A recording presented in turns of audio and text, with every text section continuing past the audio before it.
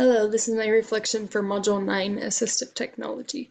Its role in the classroom is to promote self-esteem, improve quality of life, increase productivity, enhance performance, and increase independence. At my school, we don't have a lot of kids with disabilities, and so the only experiences I have with it are the pencil grips, which we used in like fourth grade. Our teacher gave us them. And then in junior high, we learned sign language, just a little bit, the basics of just simple actions like please, thank you, eat more, and all the alphabet. So I thought that was pretty interesting.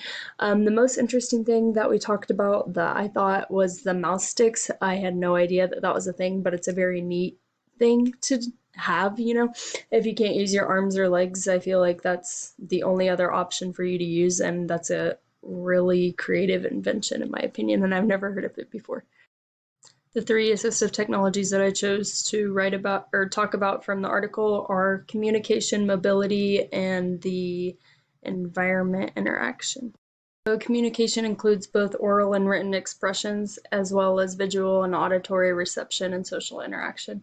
And the example that I found that wasn't in the article was like a homemade binder or books with picture symbols in it. I thought this could be creative and kind of personable, and I figured it would be kind of fun.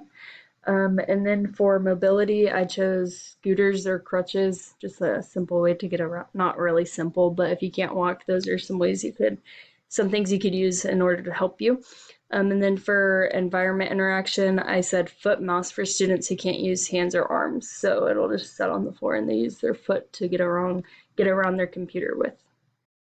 The one additional assistive technology that I found was vehicle modifications, and I found it from kidstogether.org. This is adopting driving aids, hand controls, wheelchairs, and other lifts, modified vans, and other motor vehicles used for personal transportation. So the example that they give is driving a van with adaptive control and a lift to accommodate a person who uses a wheelchair. And I thought this was really neat. I think the whole thing's really neat that they come up with all of these things in order for students with disabilities to be able to live a somewhat normal life and feel included and feel like they're not so different. And so, yeah,